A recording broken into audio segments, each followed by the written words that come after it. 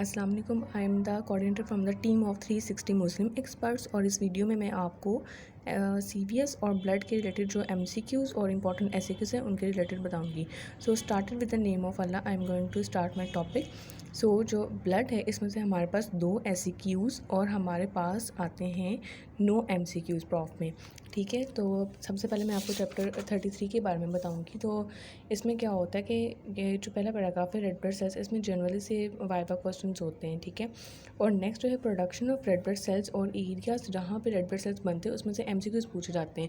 जैसे कि हमारे पास योक सैक है, लीवर, और ये जो है आगे कर आता है हमारे पास स्प्लीन और लिम्फ नोड्स, बोन मैरो, ये पूछे जाते हैं कहाँ कहाँ एरिया से होते हैं।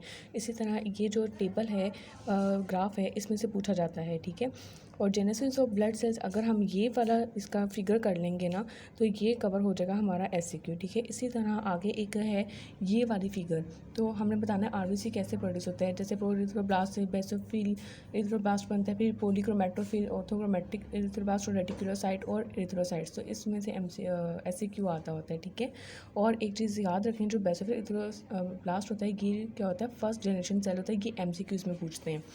ठीक है, और उसके अलावा एरिथ्रोपोइटिन रेगुलेट करता है, इसकी स्टेजेस याद करनी है। ठीक है, और ये वाला जो है एरिथ्रोपोइटिन जो है इसका क्या रोल होता है और ये कैसे किडनी से मतलब सिक्रीट होता है, उसका फंक्शन क्या होता है, ये चीज़ें MCQs या SAQs में आती हैं। और उसके अलावा वाइटामिन का बताया है, और परनीशियस एनीमिया, ये सिनेरियो बेस्ड क्वेश्चंस आते हैं इसमें से। और जो हीमोग्लोबिन फॉर्मेशन है ये SAQ में आता है और बहुत इंपॉर्टेंट है। नेक्स्ट है यहाँ पे आयरन मेटाबॉलिज्म, इसमें से जनरली ये पूछा जाता है कि MCQs पूछ लेते हैं कि ट्रांसफेरिन, एपो ट्रांसफेरिन, इनके रोल बताएं। तो उसके अलावा ये जो है फिगर यहाँ पे MCQs में ये MCQs बन सकते हैं इसमें से। ठीक है, और इसके अलावा हमारे पास ये फेट ऑफ RBC, ये बहुत पूछा जाता है। ठीक है, ये इंपॉर्टेंट है। इसके अलावा एनीमियाज़ हैं, एनीमियाज़ में हमारे पास आता है सिकल सेल एनीमिया, हेरिडिटरी होती है, और haemolytic anaemia, aplastic anaemia, megaloplastic anaemia, ये सारे जो हैं ये पूछे जाते हैं, सिनेरियो आते हैं इनके। इसी तरह पॉलीसाइथीमिया होता है, उसके भी 2 सिनेरियो बन जाते हैं जिसे हमारे प्रॉफ में पूछा जाता है। ठीक है, इस चैप्टर में बस यही था।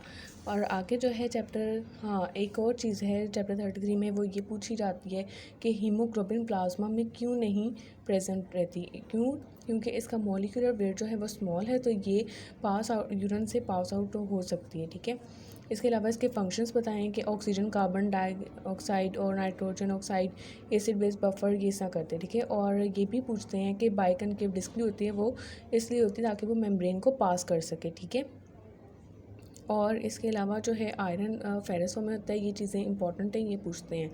और इसके अलावा जो है रिस्पायरेशन साइट ऑफ RBC, वो क्या होती है, ग्लाइकोलाइसिस, HMP पाथवे होता है, और एनारोबिक एनर्जी होती है। ठीक है, ये चीज़ें याद रखनी, ये पूछते हैं MCQs या SAQs में, MCQs में पूछते हैं ज़्यादातर। ठीक है, इसके अलावा चैप्टर 34 है, इसमें हमारे पास ये जो है कंसनट्रेशंस जो बताई हुई हैं ये MCQs में पूछते हैं। ठीक है, और इसके अलावा हमारे पास यहाँ पर पूछा जाता है ये लाइफ स्पैन जो है MCQs में पूछते हैं, ग्रेनुलोसाइट्स, मोनोसाइट्स और लिम्फोसाइट्स के बारे में पूछते हैं। ठीक है, और फिर नेक्स्ट है यहाँ पे जो है फैगोसाइटोसिस, ये पूछते हैं, और इसमें ये पूछते हैं कि इसमें सरफेस क्या होनी चाहिए, उसका नेचुरल सब्सटेंस यानी कि उसके प्रोटीन प्रोटीन कवरिंग होती है ना, तो वो सारी चीज़ें ये वाइवा में पूछते हैं।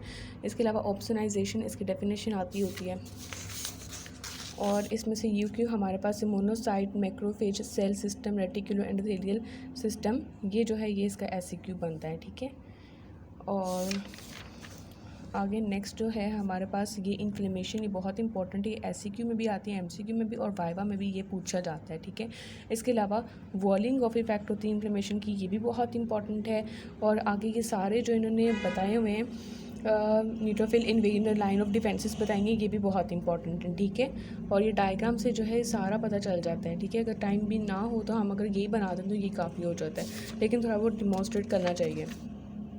नेक्स्ट हमारे पास इओसिनोफिल्स, ये MCQs आते हैं, और अगर SAQ आया तो क्लिनिकली बेस्ड आएगा। ठीक है, बेसोफिल्स जो है ये भी बहुत MCQs और SAQ के रिलेटेड इंपॉर्टेंट है। इसी तरह सेम इओसिनोफिल की तरह यहाँ पे अगर SAQ आया तो क्लिनिकल बेस्ड आएगा या MCQs आएंगे तो इसमें पूछ सकते हैं कि ब्रेडिकाइनिन, हिस्टामिन, सेरोटोनिन, हेपेरिन, ये ऐसी चीज़ें पूछेंगे इसमें से। और ल्यूकोपीनिया ये भी इंपॉर्टेंट है एमसीक्यूज़ के लिए। क्लिनिकली अगर आया तो एससीक्यू ऐसे आ गया, क्लिनिकल बेस्ड आएगा। और ल्यूकीमियाज़ इसी तरह बाकी जो पीछे हैं एमसीक्यूज़ इसी तरह इनका भी पूछते हैं, और एससीक्यू अगर आया तो क्लिनिकली बेस्ड होगा। वैसे दूसरा भी पूछ सकते हैं वैसे, ठीक है। इसमें इस चैप्टर में सिर्फ यही था। और चैप्टर 35, इस चैप्टर में से जो है वो क्या पूछते हैं, ज़्यादातर तो इसमें से मतलब पूछ सकते हैं लिम्फोसाइट्स वगैरह का, ये सारी चीज़ें पूछते हैं। और इसके अलावा जो बेसिक एक्टिव होते हैं और पैसिव वगैरह ये सारा कुछ पूछते हैं, ठीक है। और नेचर ऑफ एंटीबॉडीज़ इसमें से बहुत जो है बहुत इंपॉर्टेंट एमसीक्यू आ सकता है, और उसके टाइप्स भी पूछते हैं, ठीक है। और यहाँ से हमारे पास यही पूछते हैं कि एक्शन ऑफ एंटीबॉडीज़ जो है, मैकेनिज्म ऑफ एक्शन, ये इंपॉर्टेंट है, ये एमसीक्यू में आता होता है। और इसके अलावा जो है कॉम्प्लीमेंट सिस्टम, ये बहुत इंपॉर्टेंट है, ये एमसीक्यू के हवाले से भी बहुत इंपॉर्टेंट है। इसमें से ये जो डायग्राम आपको दिखाई दे रही है, इसमें से कोई भी एमसीक्यूज़ बना के पूछ सकते हैं कि C5 आगे C5b में कन्वर्ट हो रहा है, और इसके जो डिफरेंट मैकेनिज़म्स हैं, जो भी फैक्टर्स हैं, वो सारे पूछते हैं एमसीक्यूज़ में, ठीक है।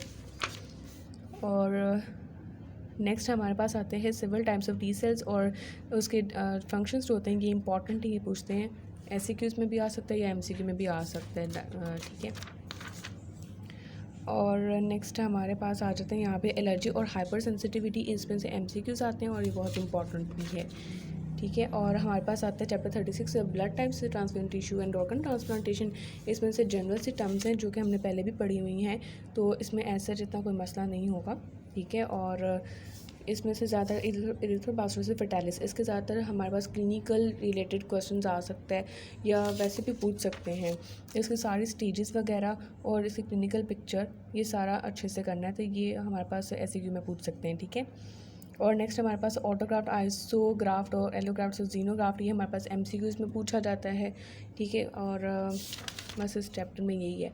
और चैप्टर 37 जो है हीमोस्टेसिस और ब्लड कोआगुलेशन, इसमें से ज़्यादातर एमसीक्यूज़ आ सकते हैं। और मैकेनिज्म ब्लड प्लेटलेट प्लग है, ये भी इंपॉर्टेंट है। और जो क्लॉटिंग फैक्टर्स हैं, ये बहुत अच्छे से करनी, ये पूछते हैं, एमसीक्यूज़ में भी आ सकती हैं, ठीक है। तो इसे बहुत अच्छे तरीके से करना है। नेक्स्ट आता है हमारे पास इंट्रिंसिक पाथवे और एक्सट्रिंसिक पाथवे, ये बहुत इंपॉर्टेंट है, ये आता होता है, ये एससीक्यू बहुत इंपॉर्टेंट है, ठीक है। और इसी तरह ये इंट्रिंसिक पाथवे है। सो यहाँ पे आगे हीमोफीलिया और थ्रोम्बोसाइटोपेनिया और use of TPA treating intravascular clots, ये इंपॉर्टेंट है, ये एमसीक्यूज़ में पूछ सकते हैं, या थोड़ा सा अगर एससीक्यू आ जाएगा तो क्लिनिकली बेस्ड होगा, ठीक है। और हमारे पास